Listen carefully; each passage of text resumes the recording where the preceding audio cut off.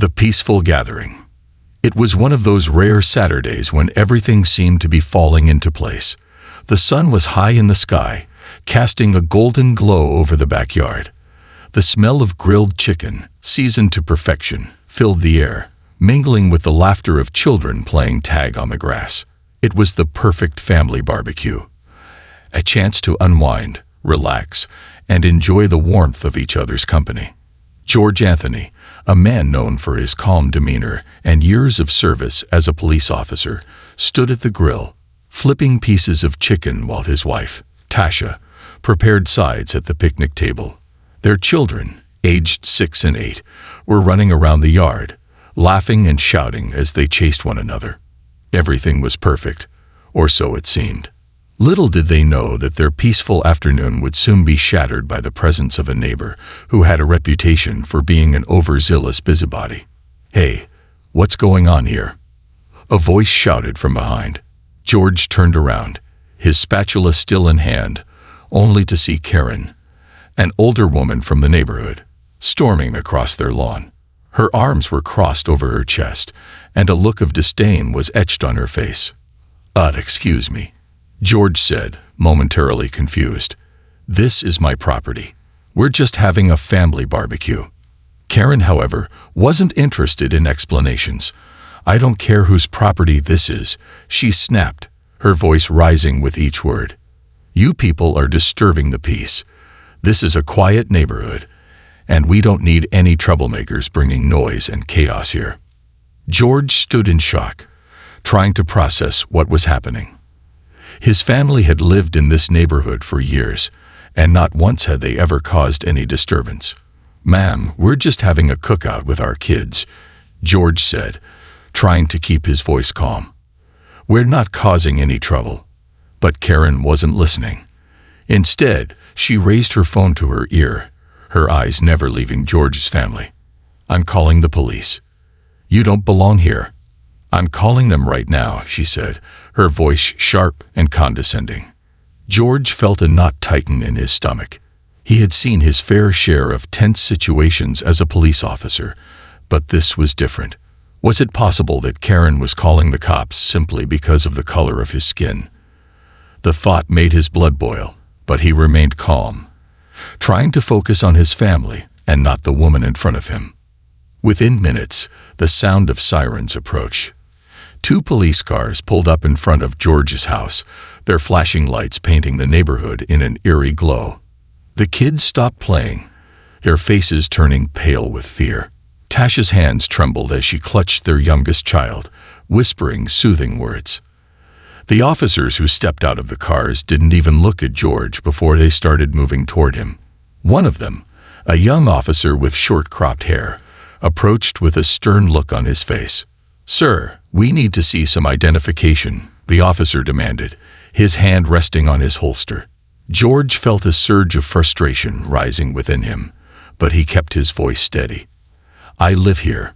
This is my property, and I'm having a family gathering." Karen's smug smile only grew wider as she stood with her arms folded, clearly enjoying the chaos she had caused.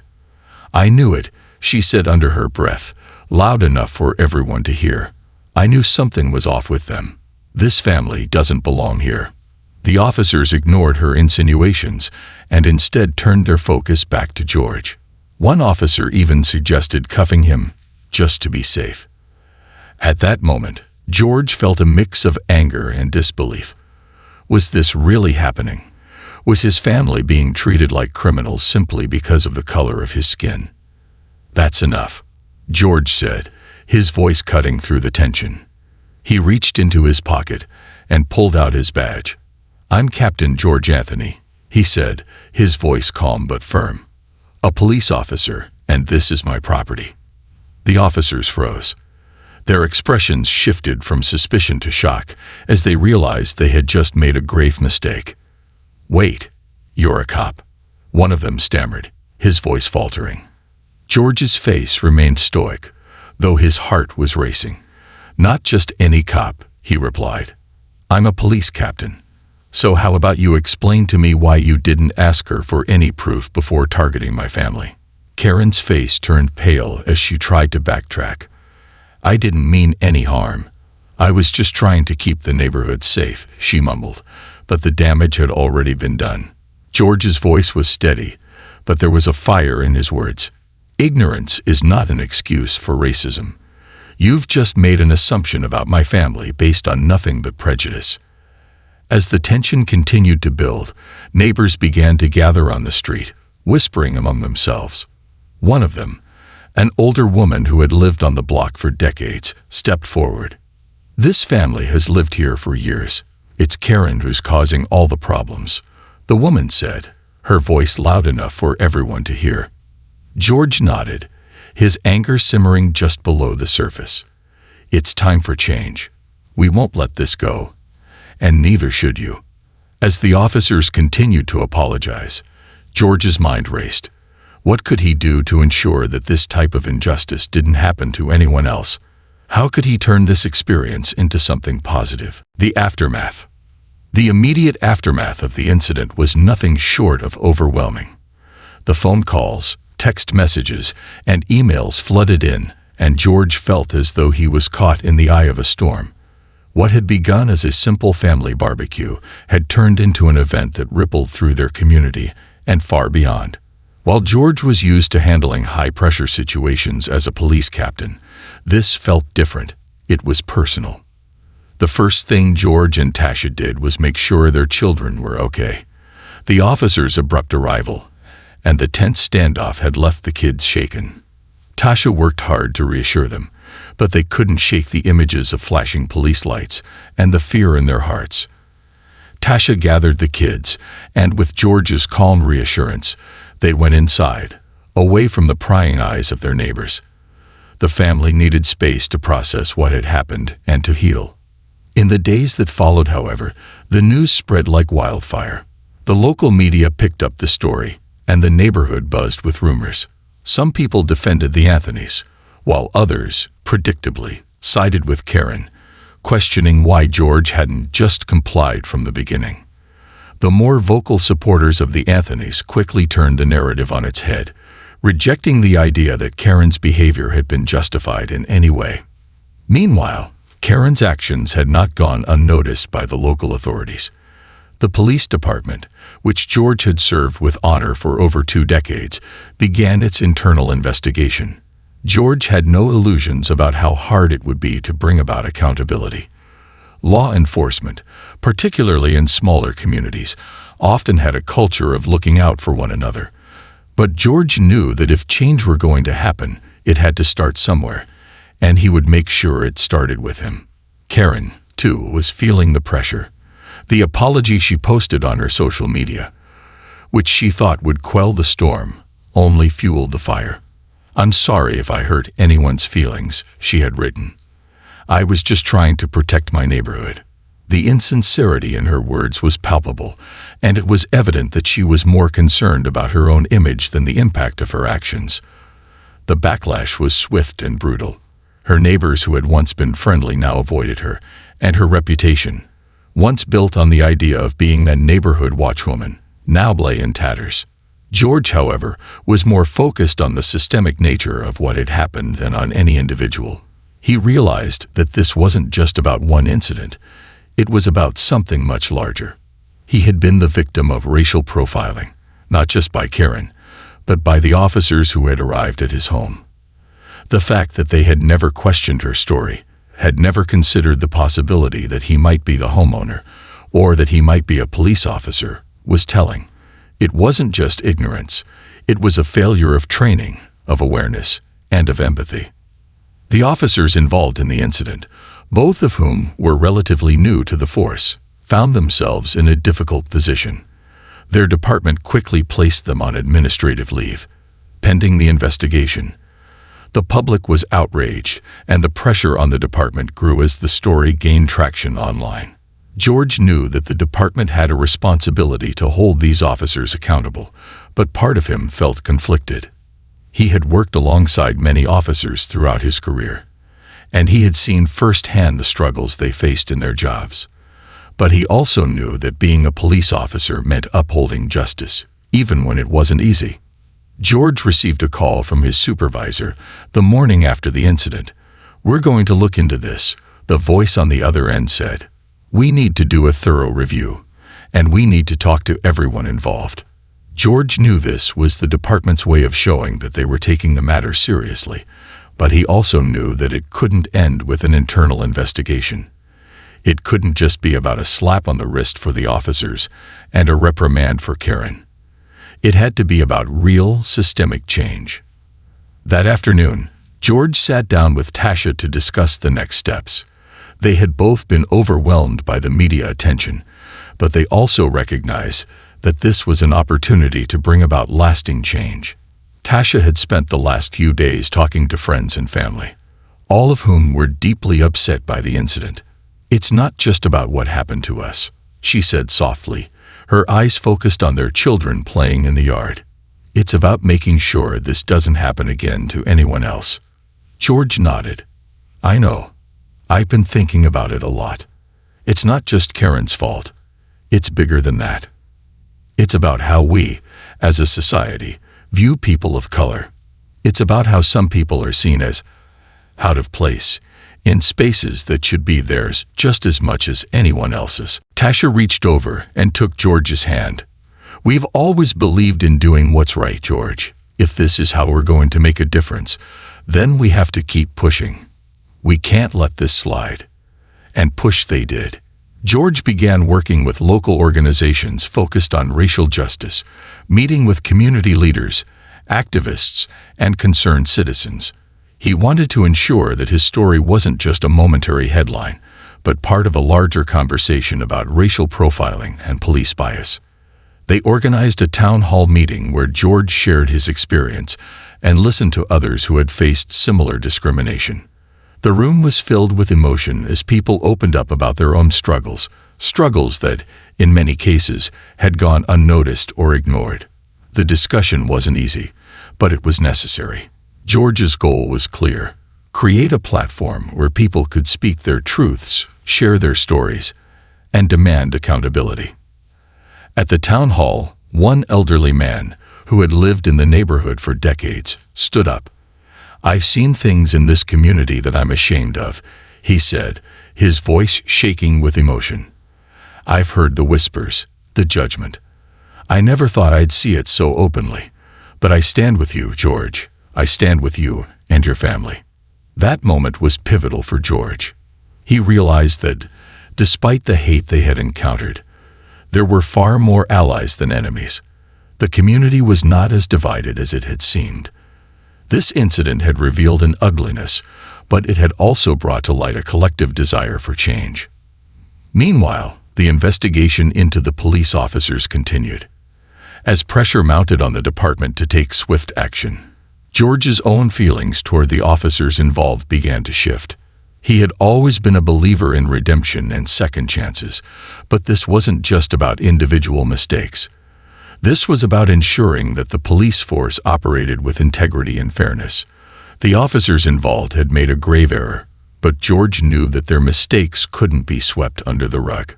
The department announced that both officers would undergo additional sensitivity training and would be subject to disciplinary action. The officers, who had initially appeared defensive, began to show genuine remorse for their actions. One of them reached out to George privately, offering an apology. "I never should have assumed anything," he admitted. "I didn't see the bigger picture at the time. I didn't see you as the person you are, just as I didn't see the injustice that was happening." George's response was measured but firm. "It's not enough to apologize. You need to show through your actions that you've learned from this. I'm not asking for anything special. I'm asking for the truth to guide your future decisions." The investigation into Karen was swift. The police determined that her call was based on false pretenses, and she was charged with filing a false police report. She was fined, and a public record of the incident was created to ensure that her actions were held accountable. Karen's reputation in the community continued to erode, and while she had tried to apologize publicly, her words rang hollow in the face of the harm she had caused. George knew that while this was a small victory, the larger battle was still ahead. The narrative had shifted. The community was no longer willing to accept racial profiling or police misconduct as the status quo. The conversation was evolving, and George was determined to be at the forefront of it. As the days passed, the pain of that Saturday afternoon gradually faded, but George and his family knew that the work was just beginning. The call for change. In the weeks that followed, George's family and the surrounding community faced the lingering effects of the traumatic incident, but something beautiful began to unfold. The hurt and disbelief that initially clouded George's mind slowly transformed into resolve. What had begun as a painful personal experience was now a public cause. He felt a deep sense of responsibility, not only to his own family, but to the broader community, to use this moment to spark change. As the story of the incident spread, more and more people reached out to George. Local organizations, civil rights groups, and even national activists offered support. George was no longer just a victim of racial profiling. He had become a figurehead of a larger movement. He was approached by various media outlets, and interviews followed in rapid succession. George didn't shy away from sharing his story, but he was careful not to let the narrative be reduced to just an emotional moment. He was determined to turn this painful chapter into a lasting legacy of change. One particular interview that stood out was with a local news station, where George was asked about the steps he thought needed to be taken to address issues of racial bias, both in the community and within law enforcement. His answer resonated deeply with viewers, not because of its anger or outrage, but because of its vision for a more just future. "I'm not here to point fingers or to make accusations," George began, his calm voice holding a quiet power. "I want people to understand that this situation, though painful, is not an isolated incident. This isn't just about one bad call by a neighbor or one bad decision by a few police officers. It's about how we, as a society, approach and view race, how we make assumptions about people based on the color of their skin. It's about the biases we don't always see in ourselves." He paused, letting his words sink in. "For me, the real conversation has to be about accountability. Not just for individuals, but for institutions. If we want real change, we need to ask ourselves hard questions about how we train our law enforcement officers, how we educate our communities, and how we create environments where people of all backgrounds feel safe, seen, and heard." The interview had a profound effect. It wasn't just a plea for justice. It was a blueprint for action. People from all walks of life began to write, email, and even show up at George's doorstep to thank him for sharing his truth. His message was simple, yet powerful. We all need to be better, and we all need to do better. One of the first actions that George spearheaded was a town hall meeting, which he personally organized in partnership with local advocacy groups. It was to be a space where people could share their experiences of racial bias and discuss concrete solutions. The event was planned for a few weeks after the BBQ incident, and by the time it took place, anticipation was high. The room would be filled with residents, police officers, local politicians, and civil rights leaders, each person carrying their own stories, their own fears, and their own hopes for change. When the day arrived, the hall was packed. It was clear from the outset that this was not going to be a typical meeting. The atmosphere was charged with a sense of urgency, but also with hope. The air seemed thick with the unspoken understanding that this was a pivotal moment, not just for the community, but for the broader movement towards racial justice. The room quieted as George took the stage. He stood tall, the weight of the moment heavy on his shoulders, but his voice steady as he addressed the crowd. "Thank you all for coming today," George began, his eyes sweeping across the room. "This is a difficult conversation to have, but it's one that needs to happen. We can no longer pretend that these issues don't exist, that racism doesn't affect us, that racial profiling isn't a problem. We all need to come together, law enforcement, community leaders, everyday citizens, to make sure that this doesn't happen again. Not just to my family, but to anyone." As George spoke, his words resonated deeply with those in attendance. Many of the community members nodded in agreement, while others wiped away tears. The emotions in the room were raw, but there was a palpable sense of solidarity, a feeling that together they could create a change that would ripple outwards. The discussion that followed was equally powerful. Members of the community shared their own stories of discrimination, some subtle, some overt.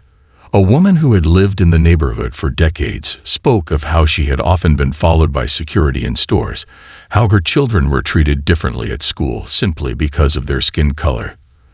A young man, who had recently returned to the area after serving in the military, shared how he was once stopped by police for looking suspicious while walking home from the store. Each story painted a picture of a systemic issue that extended far beyond George's family. The gathering wasn't about casting blame. It was about healing, learning, and moving forward together. It was about confronting uncomfortable truths, but also about finding solutions. One of the most powerful moments came when a retired police officer stood up and addressed the crowd. "I've been on both sides of the badge," he said, his voice tinged with regret. "I've seen how fear and bias can cloud judgment. I've been a part of the system, but I've also seen how broken it is. We need to change how we train our officers, and we need to hold ourselves accountable.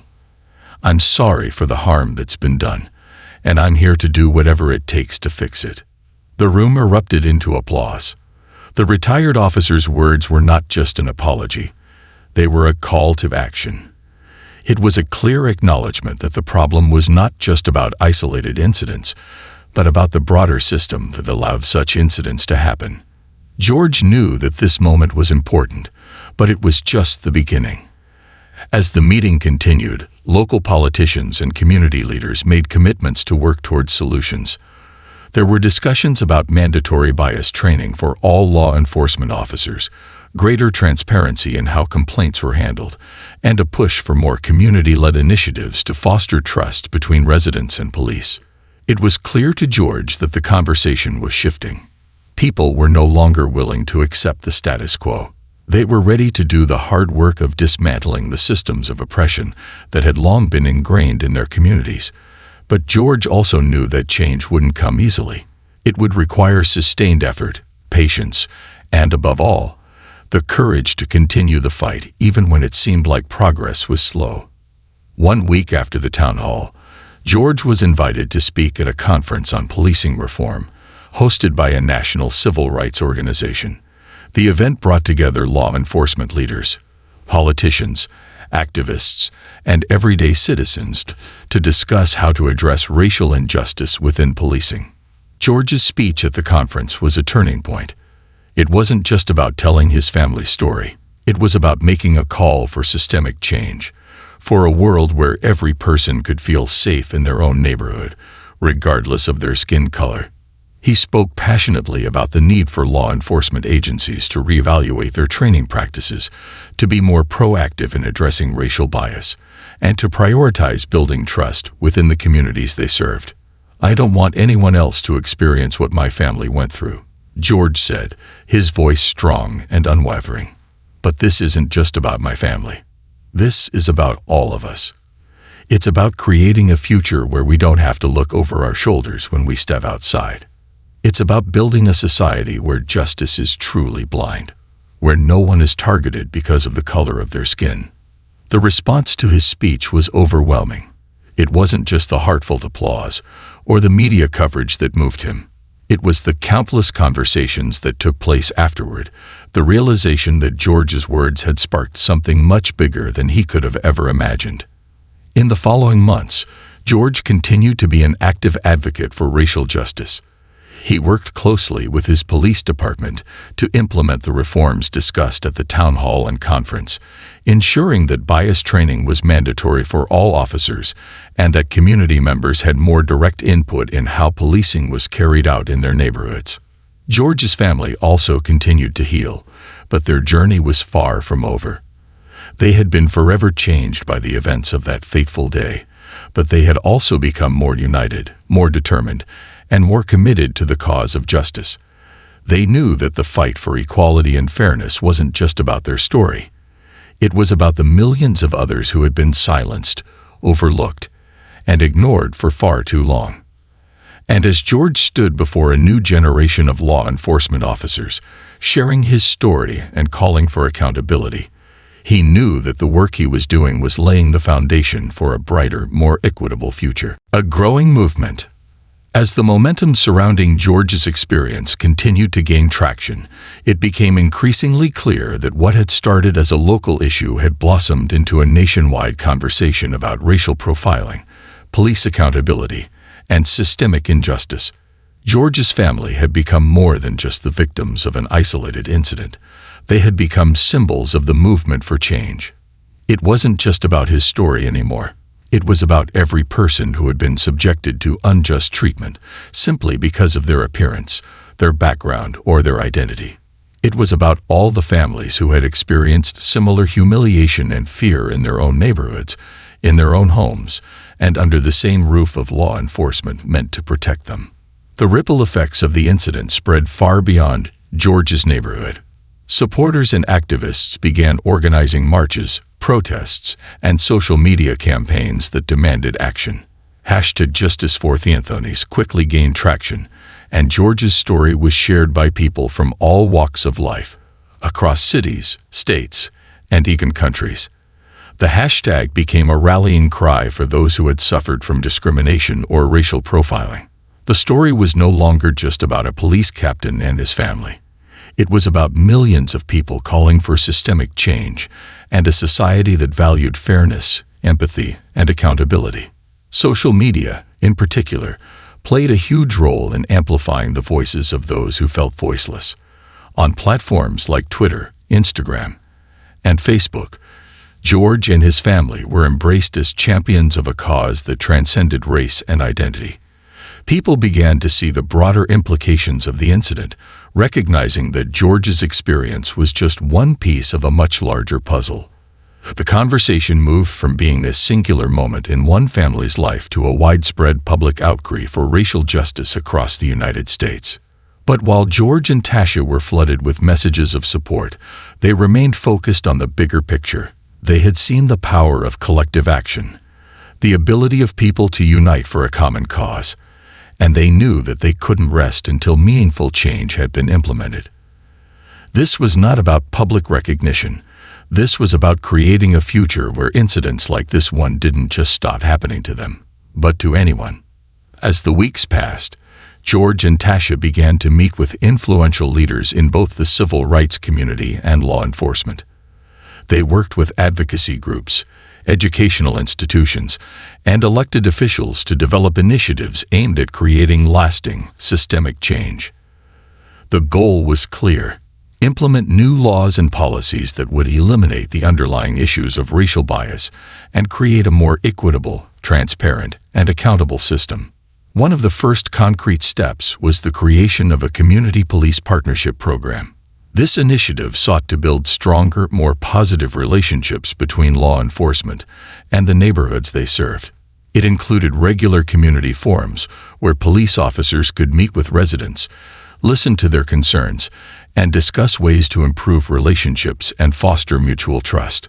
George played an integral role in pushing this program forward, sharing his own story as an example of the kinds of misunderstandings that could arise when communication and trust were lacking.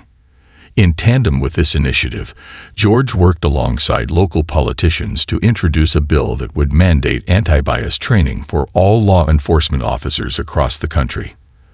The bill gained widespread support, especially in light of the growing public outcry against police misconduct. It outlined comprehensive training programs designed to combat unconscious bias, improve communication with communities of color, and teach officers how to de-escalate potentially volatile situations. George also advocated for an independent oversight committee that would be responsible for reviewing complaints of racial profiling and police misconduct. This committee would be empowered to investigate complaints, conduct public hearings, and recommend disciplinary actions when necessary. George believed that in order to rebuild trust between law enforcement and communities of color, there needed to be an external body that could provide impartial oversight. While the policy changes were being worked on at the local and national levels, George and his family made it a priority to remain involved in grassroots efforts. They visited schools, churches, and community centers, speaking to young people about their experiences and encouraging them to stand up for justice. George wanted to ensure that the next generation would be equipped with the knowledge and tools to confront racism, discrimination, and injustice head-on. One of the most moving experiences for George came when he was invited to speak at a youth rally organized by a local high school. The event had been planned by students who had been inspired by his story. They wanted to raise awareness about racial profiling and police accountability, and they asked George to be their keynote speaker. George was honored and humbled by the invitation, but he also understood the responsibility that came with it. As he stood before the crowd of students, many of them wearing Black Lives Matter t-shirts, he realized that the future of change wasn't just in the hands of elected officials or activists. It was in the hands of the young people who were willing to speak out. He shared his story, but he also shared his vision for the future. A world where all people, regardless of their race, felt safe and valued. "This is not just about what happened to my family," George said, his voice steady but filled with emotion. "It's about ensuring that no one has to face the kind of treatment we experienced. It's about creating a world where every person, every family, feels seen, heard, and respected." The students responded with thunderous applause, and many of them came up afterward to thank George for his words. Some expressed their own experiences with racial bias, while others shared their hopes for a more inclusive world. George left the rally feeling hopeful.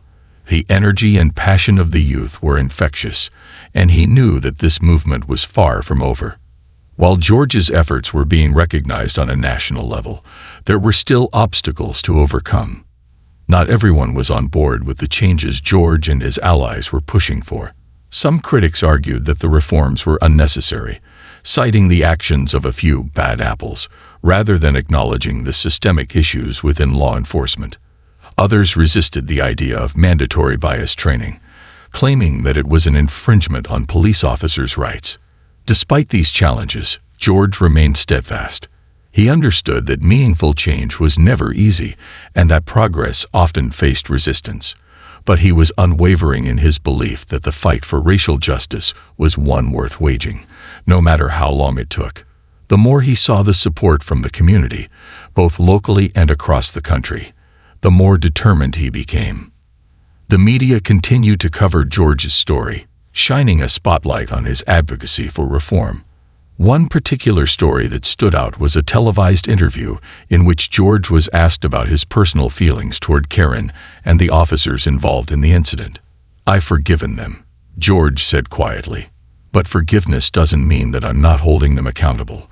I think we all have a responsibility to be better.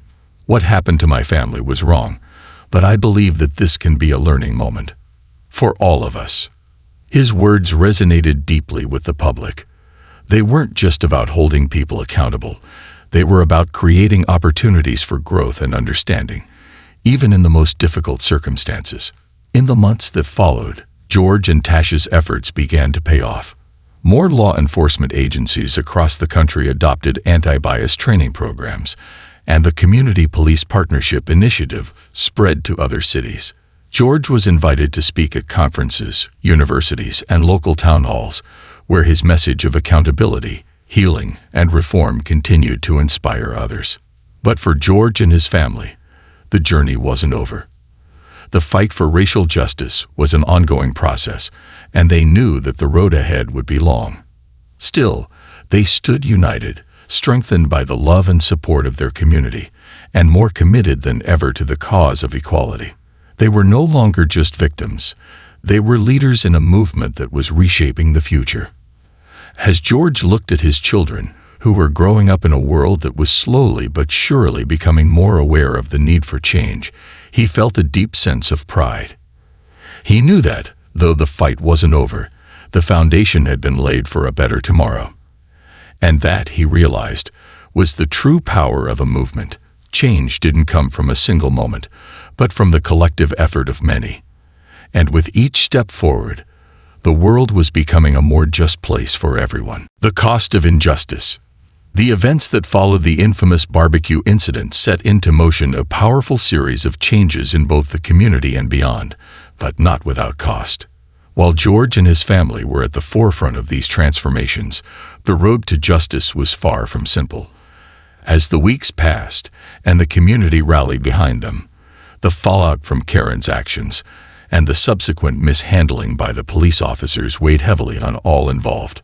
George understood that this fight for justice and accountability would come at a price, but he was determined to ensure that the price paid was one worth bearing, especially for those who had faced the brunt of systemic injustice for far too long.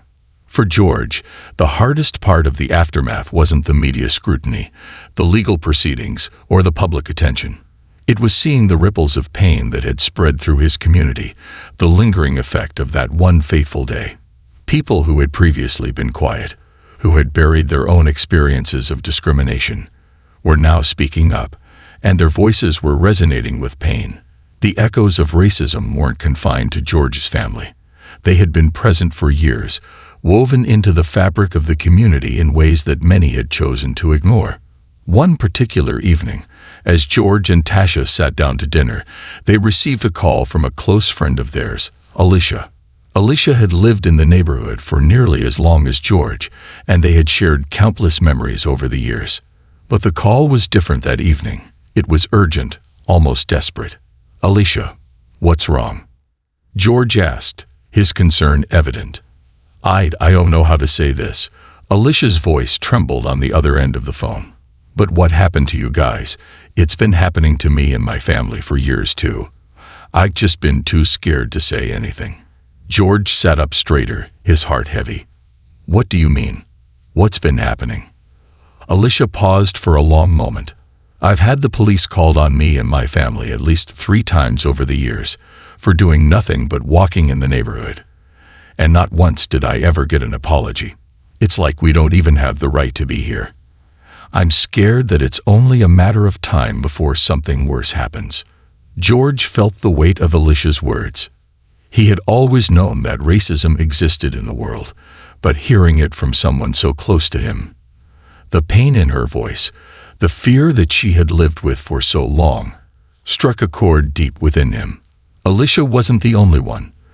The longer he and Tasha listened, the more they realized how many people in their community had been silently suffering in the shadows, afraid to speak up for fear of retaliation or disbelief. This was the hidden cost of injustice, the emotional toll it took on those who felt marginalized, the quiet erosion of dignity that so many people had endured. It wasn't just a matter of individual prejudices. It was the weight of a system that allowed these things to continue unchecked, a system that not only failed to protect, but in many ways perpetuated these wrongs. The public backlash that followed Karen's false police report and the 2 officers' mishandling of the situation wasn't limited to just the individuals directly involved. It reached into the larger societal structures that allowed such injustices to happen. Despite George's attempts to remain focused on reform and healing, he couldn't ignore the fact that this wasn't simply a story about one racist neighbor and a few rogue officers. It was about an entire culture that had become complacent in the face of racial bias, a culture that had allowed the oppressive systems of discrimination to thrive in plain sight. Karen, as expected, found herself at the center of an ever-growing storm. After the police department's investigation was concluded, the officers involved were temporarily suspended while a full review of their actions took place. The decision came after significant pressure from both within the department and from the public.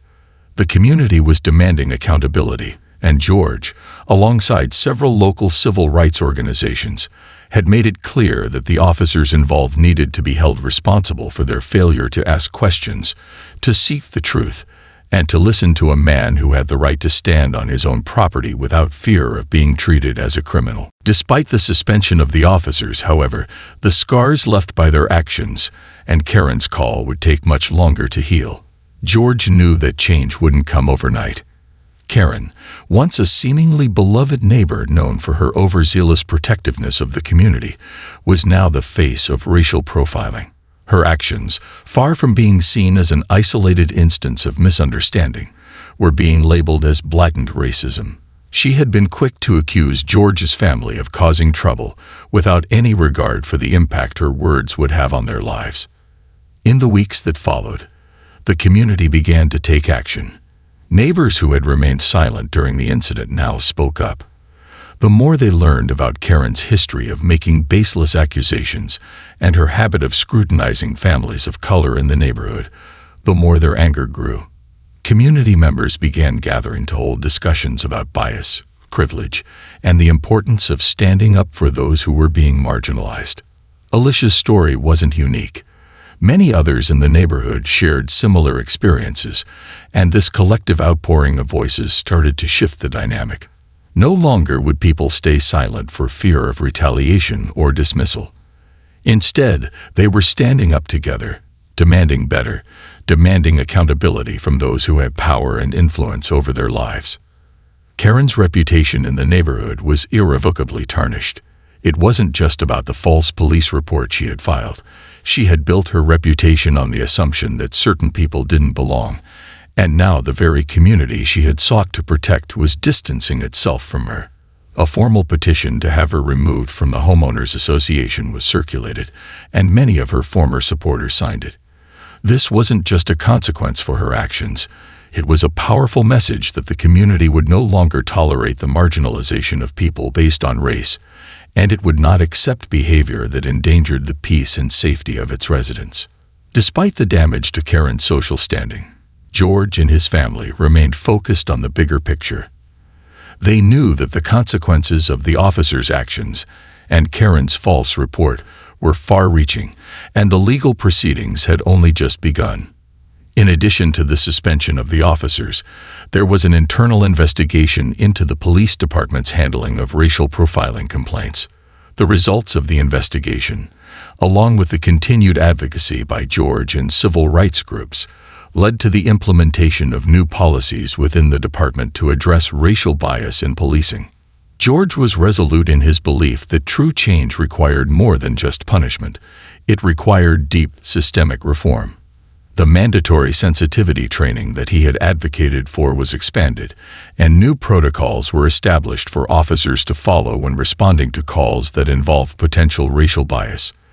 This was a critical moment. It was no longer just about holding the individuals accountable. It was about setting a precedent that would affect every officer on the force. For George, the fight for justice had only just begun. His family had become central figures in a larger movement for reform, but he never lost sight of the fact that the real work lay in changing the structures that perpetuated these injustices.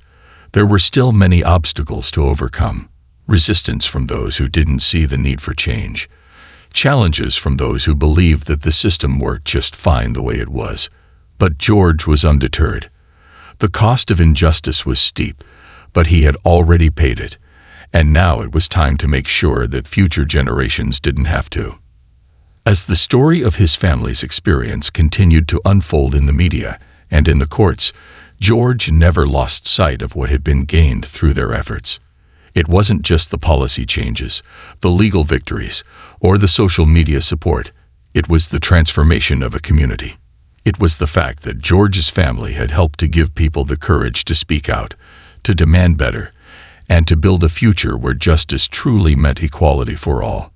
Through their pain, George and his family had ignited a conversation that was long overdue. And while the fight was far from over, they knew one thing for sure: they would keep moving forward, side by side, until real change had been achieved for everyone.